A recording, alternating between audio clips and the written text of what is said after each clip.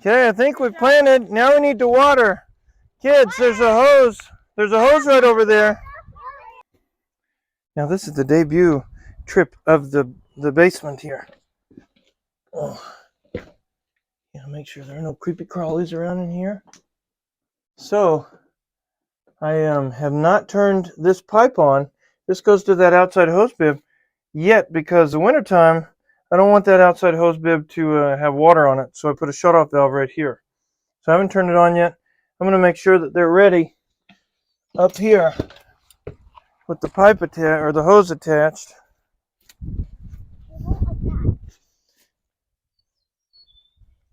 Okay, let me see. No, there's no mud in here. Okay, here it goes. There's no mud in here. Anyway, here's a little quick tour. This little wall is falling in for some reason, so I'm going to have to patch that.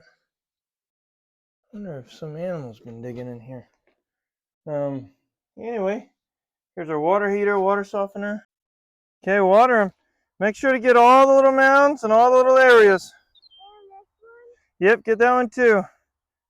Well, no, the mound that you put the seeds in. Do you remember where you put the seeds? It was in here, in there, and in there. And over here.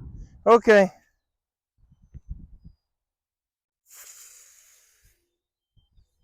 Keep going. I need the hose father.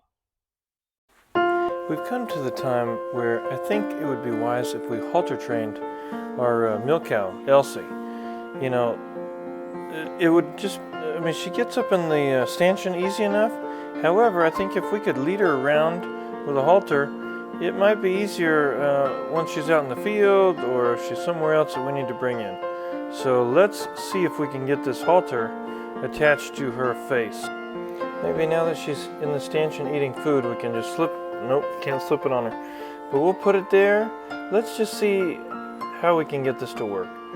You know, this is our first time putting a halter on a cow, so I think that we'll be successful.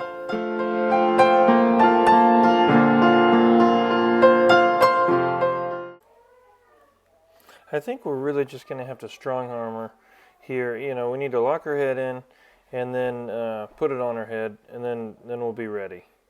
Okay, here, let me hold her. Okay, we're getting her in. Uh-oh, Leroy wants to have some action. I don't think you want this, Leroy. This is just a halter. We're training her. Looks like she's gone back to grain. This is a perfect approach. Perfect approach. You know, some may think that a halter is restrictive. And I think that it's kind of like in our lives when we bridle our passion, or if we control ourselves in a way, then it is not restrictive. However, it's extremely helpful to us because it allows us to experience a true joy in life. So once we halter train her, you can see right here she's not really enjoying it, but once we halter train her, then there are a lot more freedoms that can come about because of it. I can walk her just from one place to another. I can, you know, direct her in a certain way. It is a lot better for her to be halter trained. Look, I just brought her over to the feed. She seems to enjoy it. You know, it's significantly better. So I'm going to spend a little bit of time halter training her, and hopefully I come out successful and unhurt.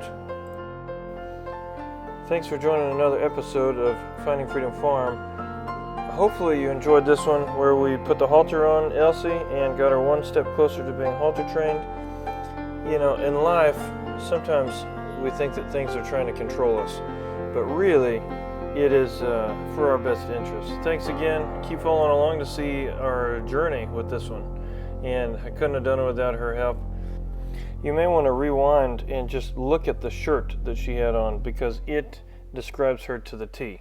Thanks again. Subscribe and share.